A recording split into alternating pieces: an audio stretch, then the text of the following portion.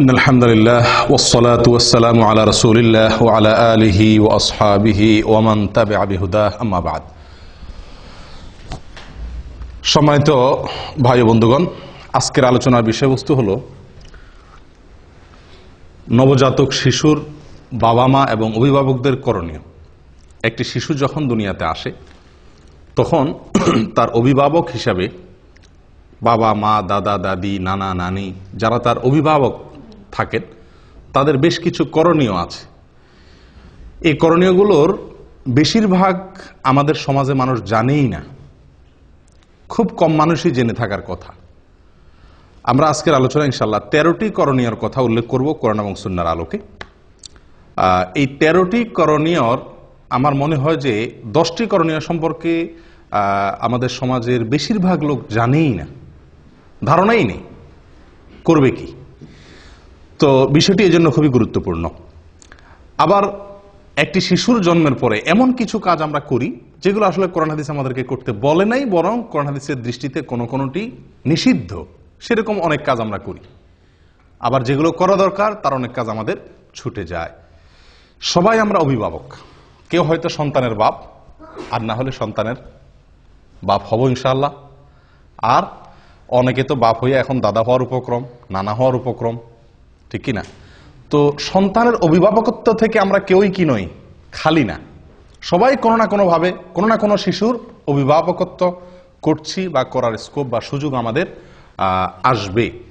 অতএব একজন অনাগত শিশু এখনো আসে না দুনিয়াতে, আসবে। তার আসার পর আমাদের করণীয়গুলো কি কি, সুন্নাহ ভিত্তিক আমলগুলো কি কি, সেগুলো জানা থাকা খুবই গুরুত্বপূর্ণ। আল্লাহ তাআলা আমাদের সকলকে জানা এবং আমলের তৌফিক দান করেন। প্রিয় ভাইরা, আমরা বিভিন্ন কোরআন এবং হাদিস ঘেটে মোটামুটি 13টি আমল বের করেছি যে একটি শিশুর জন্মের পর এই 13টি করণীয় একজন অভিভাবকের জন্য, একজন বাবার জন্য, একজন দাদার জন্য, একজন নানার জন্য, একজন মায়ের জন্য এই কাজগুলো করা উচিত। তার ভিতরে সর্বপ্রথম যে কাজটি সেটি হলো শয়তান থেকে সুরক্ষিত রাখার জন্য শিশুকে একটি আমল। আমরা সবাই জানি বনি আদমের সবচেয়ে বড় শত্রুকে, সবচেয়ে বড় শত্রু শয়তান, যার সঙ্গে আমাদের শত্রুতা শুরু হয়েছে সেই জান্নাত থেকে বের হওয়ার ঘটনাকে কেন্দ্র করে। তখন থেকে সে ঘোষণা দিয়ে আমাদের সঙ্গে শত্রুতা শুরু করছে। শয়তান ঘোষণা দিয়ে শত্রুতা শুরু করেছে। আল্লাহ সুবহানাহু ওয়া তাআলা কোরআনে বিস্তারিত উল্লেখ করেছে সে আমাদের পথের মোড়ে মোড়ে দাঁড়াবে, আমাদেরকে বিপদগামী করবে, জাহান্নামে নিয়ে ছাড়বে, সে একা যাবে না। এই যে তার চ্যালেঞ্জগুলো যেগুলো কোরআনে উল্লেখিত হয়েছে, সেই চ্যালেঞ্জের কারণে একজন মানুষের সবচেয়ে বড় শত্রু শয়তান, এবং সেই হলো আসল শত্রু, সেই হলো চিরশত্রু। কোনো মানুষের কি হতে পারে না, চিরশত্রু হতে পারে না। মানুষের চিরশত্রু কে হবে? একমাত্র শয়তান। অতএব একজন সচেতন, দায়িত্ববান, সন্তানের হিতাকাঙ্ক্ষী অভিভাবকের প্রথম করণীয় হলো আমার শিশুটি, আমার সন্তানটি, আমার নাতি নাতনি, তারা যেন দুনিয়াতে আসার পরে এই দুনিয়াতে তাদের সবচাইতে বড় শত্রুর শত্রুতা থেকে নিরাপদে থাকতে পারে। এই ব্যবস্থা গ্রহণ করা একজন অভিভাবকের সবচাইতে বড় দায়িত্ব। কথা বুঝে আসছে? তো সেই জন্য নবী সাল্লাল্লাহু আলাইহি ওয়াসাল্লাম আমাদেরকে একটা আমল শিক্ষা দিয়েছেন। এটি হলো সন্তান জন্মের আগে একটা আমল, পরে আরেকটা আমল। এই দুইটাই হলো সুরক্ষার জন্য। আমি বলি টিকা, বিভিন্ন রোগ যাতে না হয় আগে থেকে নিরাপত্তার জন্য টিকা নেওয়ার ব্যবস্থা আছে না? তো এই দুইটা আমলকে আমি বলি টিকার মতো। আগে থেকেই রোগ প্রতিরোধ ব্যবস্থা, শয়তানের আক্রমণ থেকে প্রতিরক্ষার জন্য শিশুর দুটি ব্যবস্থা কোরআন এবং সুন্নাহ আমাদেরকে বাতলে দিয়েছে।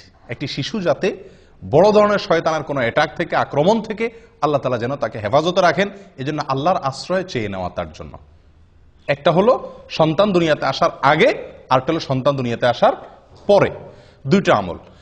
সন্তান দুনিয়াতে আসার আগের যে আমলটি, সে আমলটি সম্পর্কে সহিহ বুখারীতে বর্ণিত হয়েছে। আব্দুল্লাহ ইবনে আব্বাস রাদিয়াল্লাহু তাআলা আনহু তিনি বর্ণনা করেছেন যে নবী সাল্লাল্লাহু আলাইহি ওয়াসাল্লাম বলেছেন, লাউ আন্না আহাদাকুম ইযা আতা আহলাহু, তোমাদের কেউ যদি স্ত্রী সহবাসের সময় এই দোয়াটি পড়ে বলে বিসমিল্লাহি আল্লাহুম্মা জান্নিবনাশ শাইতানা ওয়া জান্নিবিশ শাইতানা মা রাযাকতানা। এই দোয়াটি যদি পড়ে তাহলে কি হবে? ফাকুদিয়া বাইনাহুমা ওয়ালাদ, এই মিলনের ফলে যদি কোনো সন্তান আল্লাহ তাআলা তাদেরকে দান করেন তাহলে লাম ইয়াদুররুহু শায়তানুন আবাদা, কখনোই শয়তান ওই শিশুর ক্ষতি করতে পারবে না। শয়তান এর ক্ষতি থেকে ওই শিশুটা সুরক্ষিত হয়ে যাবে যদি বাবা মা এই দোয়াটি পড়ে থাকে। দোয়ার অর্থ কি? আল্লাহুম্মা জান্নিবনাশ শায়তানা, আল্লাহ আমাদেরকে শয়তান থেকে আপনি হেফাজত করেন, নিরাপদে রাখেন। ওয়া জান্নিবিশ শায়তানা মা রাযাকতানা, আর আমাদেরকে যে শিশু, যে সন্তান আপনি দিবেন, রিজিক হিসাবে দান করবেন, সেই শিশু, সেই সন্তানকেও আপনি শয়তানের আক্রমণ থেকে হেফাজত করবেন। এই দোয়া যদি কেউ পড়ে তো আল্লাহ সুবহানাহু ওয়া তাআলা ওই সন্তানকে আজীবন কখনোই শয়তানের বড় কোনো আক্রমণ, বড় ধরনের কোনো ক্ষতি, তাকে মুরতাদ বানায় দেওয়া, অমানুষ করে দেওয়া, একেবারে বিপদগামী করে দেওয়া, এরকম বড় দায় কোনো ক্ষতি তার করবে না ইনশাআল্লাহ। প্রিয় ভাইরা, একটি আমল আমরা পেয়ে গেলাম। সন্তান দুনিয়াতে আসার আগেই বাবা মা যদি এই আমলটি করে তাহলে তার সন্তানের জীবনের বিরাট বড় একটি সুরক্ষা হয়ে গেল, একটা প্রতিরক্ষা ব্যবস্থা হয়ে গেল। আমল নাম্বার 2, সন্তান জন্মগ্রহণের পরে বাবা মা যেই সন্তানের কাছে থাকবে অথবা দূরে, কাছে হলে বেশি ভালো, কাছে থাকবে বা দূরে, বাবা হোক মা হোক যে কেউ এই আমলটি করবে, আর সবাই মিলে করলে তো সবচেয়ে ভালো। আমলটি হলো, এটাও আল্লাহর আশ্রয় প্রার্থনা। আপনি কোন দিন সন্তান আল্লাহ তাআলা কবুল করছেন, কোন দিন দোয়া পড়ছেন না পড়ছেন খোঁজ খবর নাই, মুজদিস নাই হয়তো, তো আল্লাহ তাআলা দ্বিতীয় ব্যবস্থা রাখছেন। প্রথম টিকা যদি মিস হয়ে যায় তো দ্বিতীয় টিকা আপনি ধরবেন। সেটা হলো সন্তানের জন্মের পরে আপনি আল্লাহর কাছে আশ্রয় চেয়ে নেবেন, ওই একই আশ্রয়, শয়তানের আক্রমণ থেকে। এক্ষেত্রে দুটি বর্ণনা আমরা পাচ্ছি। এক হলো আল্লাহ সুবহানাহু ওয়া তাআলা সূরা আলে ইমরানের ভিতরে ইমরানের স্ত্রীর ঘটনা বর্ণনা করেছেন। ইমরানের স্ত্রীকে ঈসা আলাইহিস সালামের নানি, মারিয়াম এর মা। যখন মারিয়াম তার গর্ভে এসেছিল তখন তিনি আল্লাহর কাছে ফরিয়াদ করেছিলেন। কি ফরিয়াদ? তিনি বলেছেন, ওয়া ইন্নী সাম্মাইতুহা মারিয়াম ওয়া ইন্নী উঈযুহা বিকা ওয়া যুররিয়াতাহা মিনাশ শাইতানির রাজীম। আল্লাহর কাছে দোয়াটা পছন্দ হয়েছে। সন্তান ভূমিষ্ঠ হওয়ার পরে মারিয়ামের মা দোয়া করেছেন। মারিয়ামের মা দোয়া করেছেন, ইমরানের স্ত্রী, সূরা আলে ইমরান যে কোরআনে বর্ণিত হয়েছে না, এই ইমরানের স্ত্রী ঈসা আলাইহিস সালামের নানি, তিনি দোয়া করেছেন, আল্লাহ যে শিশু আপনি দান করছেন আমাকে, এর নাম আমি মারিয়াম রাখলাম, আর একে আমি আপনার কাছে এর জন্য আশ্রয় চাই। আল্লাহ আপনার আশ্রয় আমি প্রার্থনা করি, আমার এই সন্তানের জন্য আপনি আশ্রয় দিয়েন। কোত্থেকে? শয়তানের শয়তানি থেকে, শয়তানের শয়তানি থেকে আমার এই মেয়েকে এবং এই মেয়ের যত বংশধর আছে আসবে তাদের সবাইকে আপনি শয়তানের শয়তানি থেকে কি দিয়েন? আশ্রয় দিয়েন। দোয়াটি কি করছেন? মারিয়ামের মা। আপনারা আলহামদুলিল্লাহ সবাই মোটামুটি মক্কা মদিনা গেছেন, তাই না? আমাদের দেশ থেকেও হাজিরা আসলে, এখান থেকেও হাজিরা গেলে মরিয়ম ফুল কিনে, দেখছেন আপনারা? মরিয়ম ফুল কিনে। কেন মরিয়ম ফুল কিনে? আবার ওই কি মরিয়ম খেজুরও একটা আছে সম্ভবত, না? মরিয়ম খেজুর কিনে, মরিয়ম ফুল কিনে। কেন? ওই যে মারিয়াম আলাইহিস সালাম, তার গর্ভে আল্লাহ সুবহানাহু ওয়া তাআলা কুদরতিভাবে যে সন্তান দিয়েছিলেন ঈসা আলাইহিস সালামকে, তার জন্মটা হয়েছে একমাত্র মানে সরাসরি আল্লাহর কুদরতে, তাই না? এবং তার বর্ণনা আল্লাহ কোরআনে উল্লেখ করেছেন। তিনি গাছের সাথে হেলান দিয়ে বসেছিলেন, খেজুর গাছের সাথে, আল্লাহ বলছেন ধাক্কা দিয়েছেন, খেজুর পড়ছে, তিনি সেখান থেকে খাইছেন, আল্লাহ তাআলা খুব সহজে গর্ভ খালাস করে দিয়েছেন। এখন এই ভালো সন্তান বা যাতে ভালোভাবে দুনিয়াতে আসে সেজন্য মানুষ মরিয়ম ফুল কিনে, সেজন্য মানুষ ওই মরিয়ম খেজুর তালাশ করে। কোত্থেকে সেই মরিয়ম খেজুর? 2000 বছর আগের খেজুর গাছ এখন কোত্থেকে আসবে? কে বা কারা নাম দিছে আর ধুমছে মানুষ কিনতেছে। হ্যাঁ, মরিয়ম খেজুর ওই গর্ভধারণকারী মায়েদেরকে খাওয়ায়, এই বিশ্বাস রেখা যেটা খাওয়াইলে কি হবে? সন্তান সহজে খালাস হবে বা বের হবে। আশ্চর্য কথা, যেই আমল কোরআনে বর্ণিত হয়েছে, মারিয়ামের মায়ের যেই দোয়া আল্লাহ পছন্দ করে কোরআনে যুক্ত করে দিয়েছেন, ওই খেজুর, মারিয়ামের খেজুর সংরক্ষিত থাকা সহজ না। কোথাকার কোন মারিয়াম ফুল, কিন্তু আপনার এই যে আমল, এটি তো কোরআনে সংরক্ষণ করা হয়েছে, এটা তো আর ভুল নয়। মারিয়ামের মা যে দোয়া করেছিলেন গর্ভ থেকে সন্তানকে ভূমিষ্ঠ করার পর, সে আমল আমরা জানিও না, করিও না। ওই যেগুলা আপনার মানে কোথাকার কোন কে বা কারা ছড়াই দিছে, সে মরিয়ম খেজুর কিনে কিনে খাওয়াচ্ছি, মরিয়ম ফুল আমরা কিনতেছি। আল্লাহ তাআলা আমাদেরকে হেদায়েত দান করেন। প্রিয় ভাইয়েরা, শিশুর জন্মের পরে একজন অভিভাবকের দ্বিতীয় করণীয় হলো, প্রথম করণীয় আশ্রয় চাইয়ে দোয়া করা, সহবাসের দোয়া পড়া সব সময়। আর দ্বিতীয় করণীয় হলো সন্তান দুনিয়াতে আসার পরে প্রথমেই তাকে আল্লাহর কাছে কি করে দেওয়া, সমর্পণ করে দেওয়া, সুপর্দ করে দেওয়া, যে আল্লাহ এই যে আসলো, এই যে আপনার বান্দা দুনিয়াতে আসছে, কঠিন চ্যালেঞ্জ তার সামনে, কঠিন চ্যালেঞ্জ। যে পৃথিবী, বিশেষ করে আজকে যে সমাজ ব্যবস্থা, যে পরিবেশ, এই সবগুলোকে ডিঙ্গিয়ে জান্নাতে যাওয়া খুব সহজ কাজ নয় আল্লাহ, বড় কঠিন। চতুর্দিকে কাঁটা আর কাঁটা, হারামের কাঁটা, শিরকের কাঁটা, নাফরমানের কাঁটা, বেদাতের কাঁটা, ফাসিকি কাজের কাঁটা বোঝায় চতুর্দিকে। আল্লাহ, এই শিশুকে আপনি যদি আশ্রয় না দেন, শয়তানের শয়তানি থেকে সে বাঁচতে পারবে না। একজন দায়িত্বশীল অভিভাবকের এই জন্য দ্বিতীয় করণীয় হলো এই দোয়াটি পাঠ করা, শয়তানের আশ্রয় থেকে প্রার্থনা করে মারিয়ামের মা যেরকম দোয়া করছেন সেরকম দোয়া করা। নিজের ভাষায় করা যেতে পারে, আল্লাহ আপনি এই শিশুকে আপনি শয়তানের আক্রমণ থেকে, শয়তান যেন তাকে বিপদগামী করতে না পারে, তার ক্ষতি করতে না পারে, তাকে যেন পথ থেকে সরায় দিতে না পারে, সিরাতে মুস্তাকিম থেকে। আল্লাহ, জীবনের প্রথমেই আপনার কাছে আমি এই ভিক্ষা চেয়ে নিচ্ছি, এই প্রার্থনা করে চেয়ে নিচ্ছি। কয়জন করছি আমরা আমলটা? হয়তো শুনছিও প্রথম, ঠিক না? আচ্ছা, এইগুলো তো মারিয়ামের মায়ের আমল। কোরআনে আল্লাহ যেটা উল্লেখ করেছেন, তিনি দোয়া করেছেন আল্লাহর কাছে যে আল্লাহ আমি এই শিশুকে আপনার কাছে এবং তার যত বংশধর আসবে তাদের সবাই যেহেতু আমাদেরই বংশধর হবে, তো তাদের সবাইকে আপনি শয়তানের আক্রমণ থেকে হেফাজত করিয়েন। আল্লাহ সুবহানাহু ওয়া তাআলা রক্ষা করছেন। আল্লাহ তাআলা কি করছেন? রক্ষা করছেন। সুবহানাল্লাহ। মারিয়ামের সন্তান ঈসা, এদেরকে আল্লাহ তাআলা কি করছেন? শয়তানের আক্রমণ থেকে রক্ষা করেছেন। কোরআনে তার উল্লেখ আছে, কোরআন এবং সুন্নাতে তার উল্লেখ আছে। শয়তান যে কোনো শিশুর মৃত্যুর পরে একটা অ্যাটাক করে, জন্মের পরে একটা আক্রমণ করে। আল্লাহ সুবহানাহু ওয়া তাআলা সেখান থেকে হেফাজতে রাখেন। বিস্তারিত অনেক আলোচনা এখানে আছে, সেদিকে যাচ্ছি না। এই আমলটার দ্বিতীয় সূত্র নেন নবী সাল্লাল্লাহু আলাইহি সাল্লামের আমল থেকে। এটিও সহিহ বুখারীতে বর্ণিত আছে এবং আব্দুল্লাহ ইবনে আব্বাস রাদিয়াল্লাহু আনহু বর্ণনা করেছেন। নবী সাল্লাল্লাহু আলাইহি সাল্লাম যখন হাসান এবং হোসেন রাদিয়াল্লাহু তাআলা আনহুমার জন্ম হয়েছিল, তার নাতি হাসান এবং হোসেন রাদিয়াল্লাহু তাআলা আনহুমার জন্ম হয়েছিল, তখন তিনি একটা দোয়া পড়ছেন। কি দোয়া পড়ছেন? জন্মের পরে বলতে একেবারে জন্মের পরপরই করছেন এমনটা হাদিস থেকে পরিষ্কার বোঝা যায় না অবশ্য। তাদের জন্য তিনি আশ্রয় প্রার্থনা করতেন, দোয়া করতেন। বুঝা আসছে কথা? কিরকম দোয়া করতেন?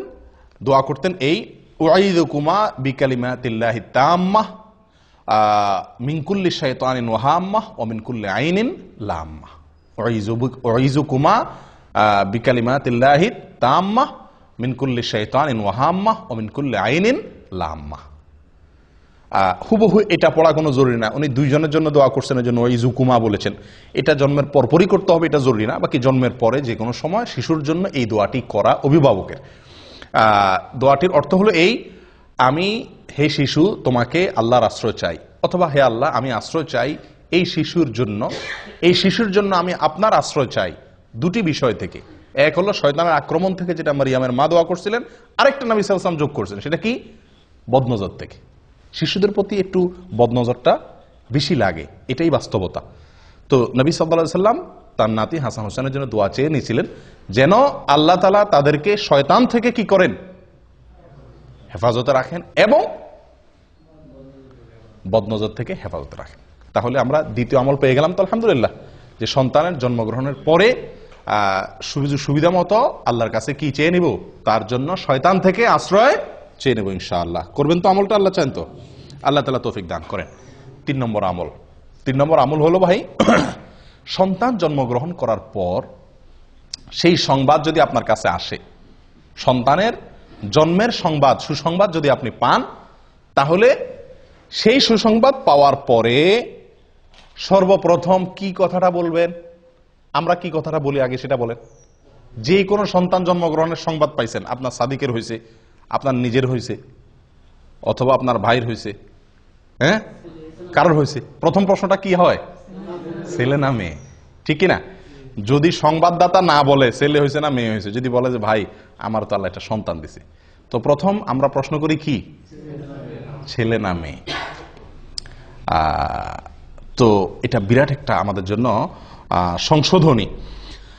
আদাবুল মুফরাদ, ইমাম বুখারী রাহিমাহুল্লাহ লিখিত একটি কিতাব, এখানে সহিহ সূত্রে বর্ণিত একটি হাদিসে আসছে, কাসির ইবনে উবাইদ বলেন যে আয়েশা রাদিয়াল্লাহু তাআলা আনহা তার কাছে যে কোনো সন্তান জন্মের সংবাদ আসলে, যে কেউ মদিনাতে কারোর সন্তান হয়েছে, খবরটা ওনার কাছে আসছে, আমাদের আয়েশা রাদিয়াল্লাহু তাআলার কাছে, ওনার কাছে সংবাদ আসার সঙ্গে সঙ্গে উনি কখনো জিজ্ঞেস করতেন না ছেলে নাকি মেয়ে। উনি জিজ্ঞেস করতেন একটা কথা, অবশ্য কি জিজ্ঞাসা করতেন? খুলিকা সাওয়িয়া, অর্থাৎ যে শিশুটি আসছে সে ঠিকঠাক আছে তো, বিকলাঙ্গ না তো, হাত পা সব অঙ্গ প্রত্যঙ্গ সব ঠিক আছে তো? যদি বলা হতো নাম, তিনি বলতেন আলহামদুলিল্লাহি রাব্বিল আলামিন। আমলটি কার ভাই? আয়েশা রাদিয়াল্লাহু আনহা, যিনি শিখেছেন নবী সাল্লাল্লাহু আলাইহি সাল্লাম থেকে সবচাইতে বেশি, সবচাইতে সরাসরি কাছে থেকে দেখে, এটা তার আমল ছিল। তো এখান থেকে কি বুঝলাম? যে কোনো শিশুর সংবাদ পাওয়ার পর প্রথম করণীয়, অভিভাবক অনভিভাবক, অভিভাবক না সকলের জন্য এটা, যে আমরা প্রথম আমল করব কি, আলহামদুলিল্লাহ রাব্বিল আলামিন বলবো, আল্লাহ শুকরিয়া আদায় করব। আফসোসের বিষয়, আমরা ওই যে প্রথম প্রশ্ন হয়, হাদিসে বর্ণনাকারী উল্লেখ করে দিচ্ছেন কাসির ইবনে উবাইদ যে আয়েশা রাদিয়াল্লাহু তাআলা আনহা কখনো জিজ্ঞেস করতেন না আগে ছেলে নাকি মেয়ে। কারণ সন্তান ছেলে নাকি মেয়ে এটা মুখ্য না, মুখ্য হলো সন্তান সুস্থ স্বাভাবিক কিনা, এবং এরপরে সবচেয়ে বড় কামনা হবে একজন বাবার, একজন মায়ের, একজন অভিভাবকের যেন সন্তান সুসন্তান হয়, নেক সন্তান হয়, ছেলে হোক কিংবা মেয়ে হোক, এটা কোনো বড় প্রশ্ন নয়, বড় চাহিদা নয়, বড় বিষয় নয়, ঠিক কি ঠিক না?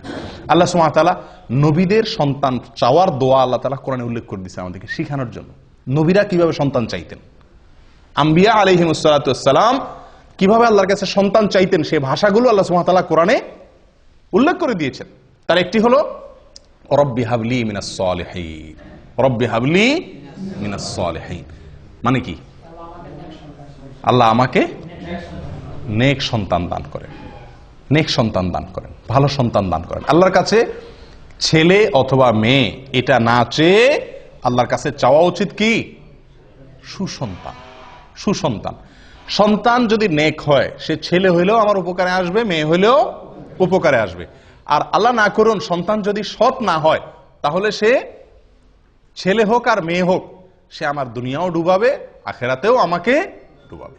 আফসোসের বিষয়, এটা আজকে একটা চরম বাস্তবতা আজকের পৃথিবীতে, সেটা হলো যে মেয়ে হলে আমরা অনেকেরই মুখ কালো হয়ে যায়, ঠিক কি না?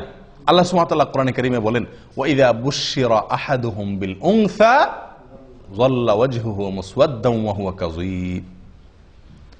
জাহিলি যুগের, আইয়ামে জাহিলিয়াতের যুগে, ইসলাম পূর্ব যুগের মানুষের স্বভাব আল্লাহ তাআলা বর্ণনা করতে গিয়ে বলেন যে তাদের কাউকে যদি বলা হয় ভাই আপনার ছেলে হয়েছে বা তোমার ছেলে হয়েছে, তখন তাদের মুখটা কি হয়ে যায়? কালো হয়ে যায়, কালো হয়ে যায়। যদি জিজ্ঞাসা করে ভাই কি হয়েছে, মেয়ে হলে বলে কি? মেয়ে হয়েছে, মেয়ে। মানে ভাবটা এমন থাকে যে উনি খুশি না। আর ছেলে হলে মাশাআল্লাহ পুরো গালে হাসি দিয়া বলে হ্যাঁ আপনাদের ভাতিজা হয়েছে, আলহামদুলিল্লাহ।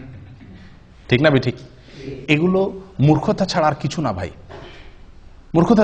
একটা মানুষের শুধু মেয়ে হচ্ছে, তার একটা ছেলে হচ্ছে না, অথবা একজনের শুধু ছেলে হচ্ছে, একজনটা মেয়ে হচ্ছে না, ছেলে বা মেয়ের চাহিদা তার ভিতরে থাকা, এটা দোষের কিছু না।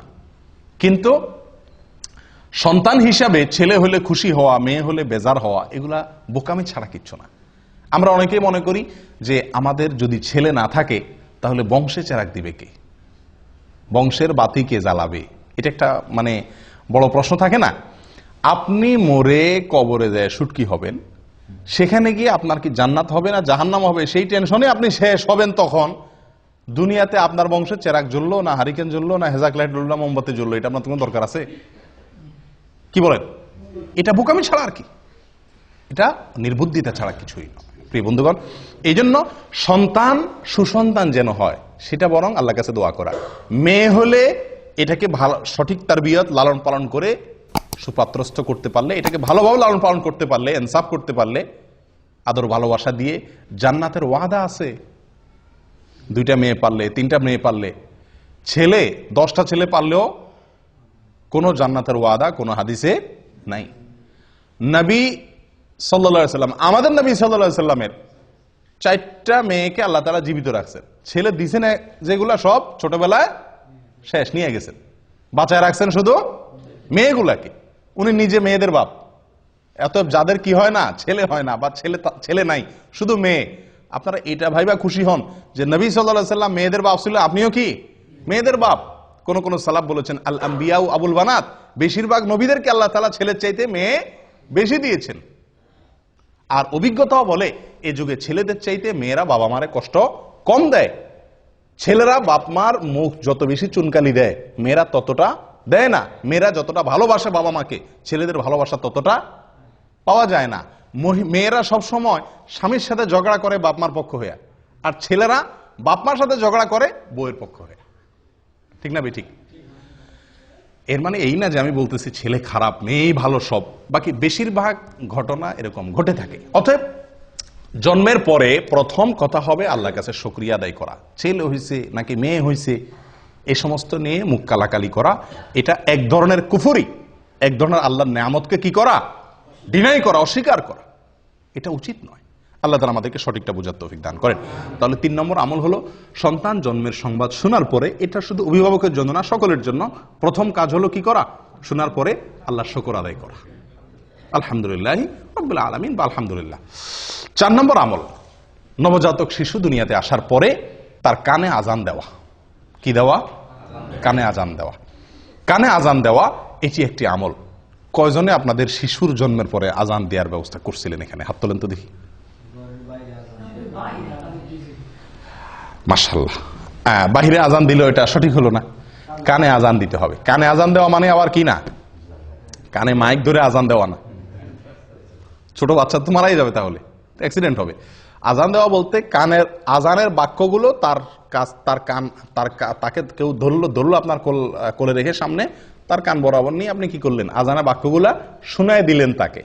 এখানে চিৎকার করে করে জোর করে করে তার কানের কাছে মুখ নিয়ে কি নেওয়া না, আজান দেওয়া না। আজানের বাক্যগুলো তার কানে শুনিয়ে দেওয়া। তাকে প্রথম এই আল্লাহর জমিনে আসার পরে আল্লাহর কালিমা, সালাতের আহ্বান তার কানে পৌঁছে দেওয়া, এবং এর একটা প্রভাব তার জীবনে ফলবে ইনশাআল্লাহ। কথা বুঝে আসছে ভাই? আবু রাফি রাদিয়াল্লাহু তাআলা আনহু তিনি বর্ণনা করেছেন। কে? আবু রাফি রাদিয়াল্লাহু তাআলা আনহু তিনি বর্ণনা করেছেন, যেটি মুসনাদে আহমদে এসেছে, সুনানে তিরমিজিতে এসেছে, এবং ইমাম তিরমিজি রাহিমাহুল্লাহ হাদিসটিকে হাসান সহিহ বলে মন্তব্য করেছেন। কি আবু রাফি রাদিয়াল্লাহু তাআলা বলেন, রাআইতু রাসূলুল্লাহ সাল্লাল্লাহু আলাইহি ওয়াসাল্লাম আযানা ফি উযুনিল হাসানি হিনা ওয়ালাদাতু ফাতিমা বিসসালাহ। তিনি বলেন আমি নবী সাল্লাল্লাহু আলাইহি ওয়াসাল্লামকে দেখেছি, আমি নিজে দেখেছি, তিনি ফাতিমা রাদিয়াল্লাহু তাআলা আনহার ছেলে হাসানের জন্মের পরে তার কানে আজান দিয়েছেন। ঠিক নামাজের যে আজান হুবহু সেরকম আজান তিনি তার নাতি হাসান রাদিয়াল্লাহু তাআলার কানে দিয়েছেন। তাহলে এটা একটা আমল পাইলাম কি পাইলাম না? আজান দেওয়া। অনেকে বলেন বাম কানে একামত দেওয়া, ডান কানে আজান দেওয়া, বাম কানে। ডান কানে আজান দেওয়া তো নবী সাল্লাল্লাহু আলাইহি ওয়াসাল্লামের আমল থেকে সাবেত হলো, যদিও কেউ কেউ এটা নিয়েও এর সনদ নিয়ে অনেকে মন্তব্য করেছেন, কিন্তু আমার কাছে বিশুদ্ধ মনে হয় আজান দেওয়াটাই সুন্নাত, এই হাদিস দ্বারা যেহেতু সাবেত হয়েছে। বাম কানে একামত দেওয়া এটা কতটুকু প্রমাণিত? আমাদের সমাজে বাম কানেও একামত দেওয়ার কি আছে, রেওয়াজ বা সিস্টেম চালু আছে। তো এটা একেবারে ভিত্তিহীন না। এক্ষেত্রে 3টা হাদিস পাওয়া যায়। একটা হাদিস যেটা পাওয়া যায় সেটাকে জাল বলেছেন মুহাদ্দিসিন ইকরাম অনেকে, হাদিসটি ভিত্তিহীন। আরেকটাকে জয়ীব বলেছেন, যেটা সুনানে বাইহাকিতে বর্ণিত হয়েছে।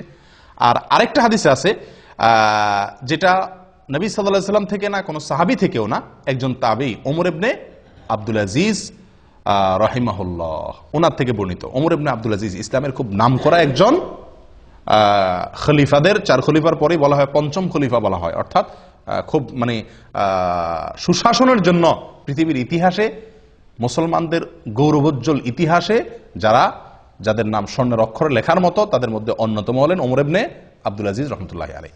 ওনার থেকে বর্ণিত হয়েছে যে উনি বা শিশুর জন্মের পরে ডান কানে আজান দিতেন, বাম কানে একামত দিতেন। কিন্তু এই যে ওনার থেকে বর্ণিত হয়েছে, এটারও কোনো সনদ ছাড়াই অনেক সালাফ উল্লেখ করেছেন।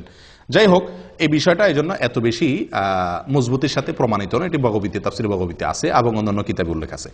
তাহলে ডান কানে আজান দেওয়া, কানে আজান দেওয়া, এটা প্রমাণিত হলো। কয় নম্বর আমল গেল? 4 নম্বর আমল গেল। আমল নম্বর 5, পিতা সন্তানের জন্য কল্যাণের দোয়া করা, বরকতের দোয়া করা, বিভিন্ন জিনিস দোয়া করা। সারা জীবন তো দোয়া করবেনই, কিন্তু শিশুর জন্মের পরে শুরুর দিকে আল্লাহর কাছে কি করবেন? তার জন্য কিছু জিনিস চেয়ে নেবেন। খুব গুরুত্বপূর্ণ একটা আমল। এই আমলটি আদাবুল মুফরাদের ভিতরে আসছে, বিশুদ্ধ সূত্রে বর্ণিত।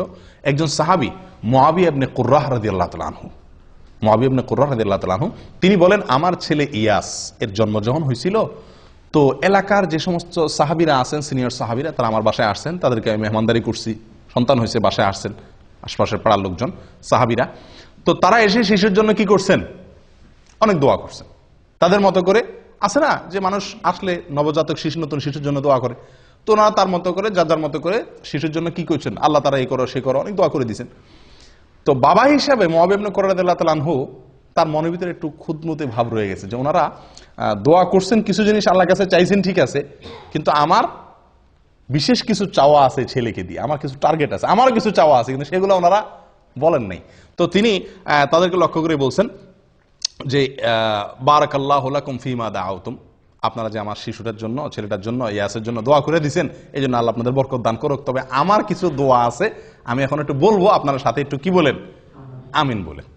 তখন তিনি বলেন যে আমি কয়েকটা দোয়া তখন করছি আমার শিশুর জন্য, তার যেন সে দিনদার হয়, মুত্তাকি ফরজগার হয়, তার যেন ব্রেন ভালো হয়, মেধাবী হয়, এরকম কয়েকটা দোয়া করছে। এই দোয়া করার পরে ওনার সাথে আমিন বলছেন। মুআবিয়া ইবনে কুররাহ রাদিয়াল্লাহু তাআলা বলেন যে আমি এই শিশুর বড় হওয়ার পরে, আমার ছেলে যখন বড় হয়েছে, তো এর ভিতরে আমি ওই যে দোয়া তার জন্য করছিলাম, আমি লক্ষ্য করে দেখছি তে প্রত্যেকটি দোয়া খেটে গেছে এবং তার জীবনে ফলে গেছে, আমি দেখছি। তাহলে বাবা হিসাবে একজন সাহাবীর আমল পাইলাম যে উনি বাবা হিসাবে সন্তানের জন্য কি করছেন? বিভিন্ন জিনিস আল্লাহর কাছে শুরুতেই চেয়ে নিয়েছেন। কয় নম্বর আমল গেল? 5 নম্বর। আমল নম্বর 6, তাহনিক করা। কি করা ভাই? তাহনিক। তাহনিক করছেন আপনারা কেউ শিশুর জন্য? কজন তাহনিক করছেন বলেন? হয়তো নামই শুনছেন প্রথম, ঠিক না? এটি একটি আমল, এটি একটি আমল এবং সুন্নাত। এটি বিলুপ্ত আমলগুলোর মধ্য থেকে একটি আমল। তাহনিক হলো শিশুর জন্মের পরে তার মুখে প্রথম খাবার হিসাবে মায়ের বুকের শাল দুধ খাবে, ওটা তো ঠিক আছেই।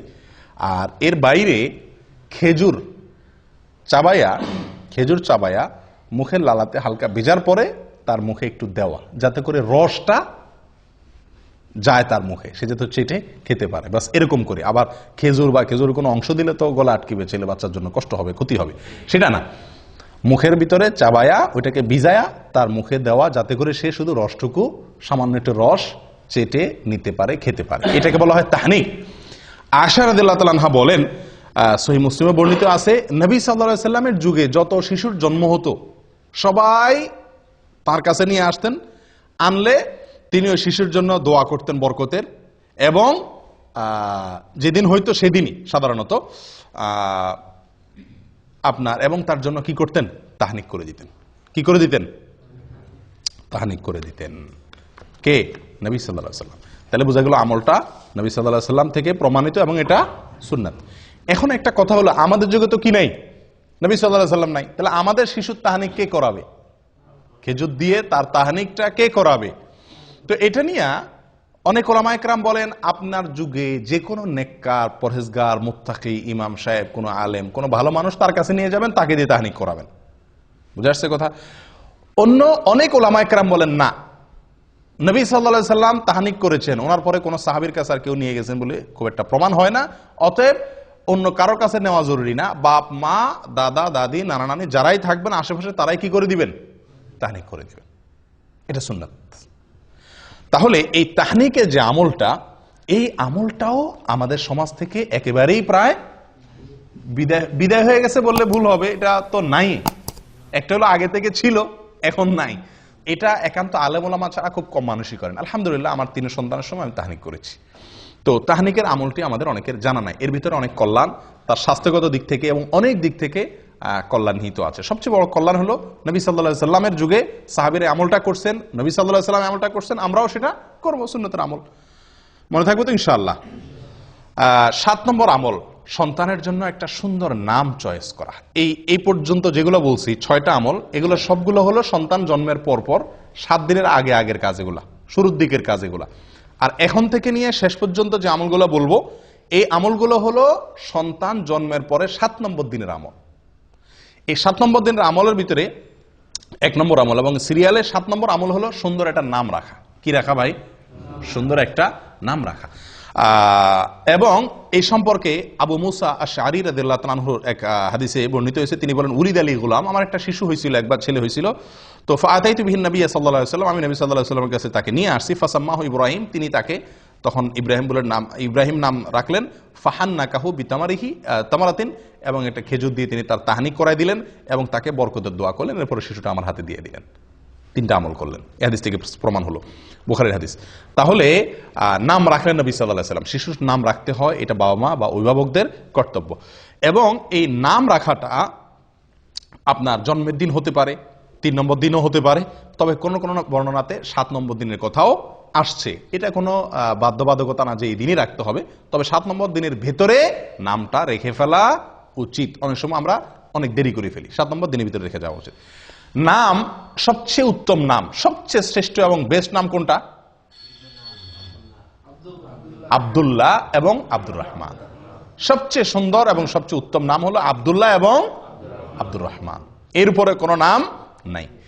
দ্বিতীয় শ্রেণীর নাম কোনটা? প্রথম শ্রেণীর নাম হলো আব্দুল্লাহ এবং আব্দুর রহমান। দ্বিতীয় শ্রেণীর নাম কি? দ্বিতীয় শ্রেণীর নাম হলো আল্লাহর যে 99টি নাম আছে, আল্লাহর 99 নামের শুরুতে আব্দুন যোগ করলে যে নামগুলো হবে। কি যোগ করলে? আব্দুন যোগ করলে যে নামগুলো হবে। যেমন আব্দুল খালেক, আব্দুল মালিক, আব্দুল গফফার, আব্দুল সত্তার, আব্দুল গফুর, আব্দুর রহিম, আব্দুল ওদুদ, যত আল্লাহর 99 নাম দিয়ে যে নাম আছে, আমরা নাম খুঁজে পাই না। শিশু হলে নাম নিয়ে যে কি এক অস্থির হয়ে যায় মানুষ। হুজুর একটা নাম দেন, ভাই একটা নাম দেন, নাম ঠিক করতে পারে না। আল্লাহর 99 নাম, এটা শুরুতে আব্দুল লাগাইলে ছেলেদের নাম হয়ে যায়, আমাতুন লাগাইলে মেয়েদের নাম হয়ে যায়। আমাতুন মানে বান্দি, মেয়ে গোলাম, আর আব্দুল মানে পুরুষ, ছেলে গোলাম, আল্লাহর বান্দা, আল্লাহর মেয়ে বান্দা। তাহলে 99টা নাম তো আপনার হাতের কাছেই আছে। এবং এর ভিতরে বহু নাম আছে যেগুলো আমাদের সমাজে খুব একটা শোনাই যায় না। আমরা নাম রাখার ক্ষেত্রে বেশ কিছু জটিলতা আমাদের দেখা দেয়। এর ভিতরে একটা হলো আনকমন নাম খুঁজি। আব্দুল্লাহ নাম রাখতে বলে যে আব্দুল্লাহ, আব্দুল্লাহ এ তো আমার ভাইয়ের খালাতো শালির জেডাতো ভাইয়ের ছেলের নাম, কোনো মানে আছে? আমার বোনের ছেলের নাম। তো সমস্যা কি? আপনার বোনের ছেলের নাম হয়েছে। আপনারা দেখেন এদেশের একটা কালচার আছে, বাপের নামও আব্দুল্লাহ, ছেলের নামও আব্দুল্লাহ, দাদার নামও আব্দুল্লাহ, নাতির নামও আব্দুল্লাহ। কই, তাদের তো কোনো সমস্যা হয় না। আমরা বলি ডাকলে তো সমস্যা, আব্দুল্লাহ বলে 2 জন দৌড় দিবে। এই সমস্যাটা জীবনে কয়বার হবে? এই সমস্যাটা জীবনে কয়বার হবে?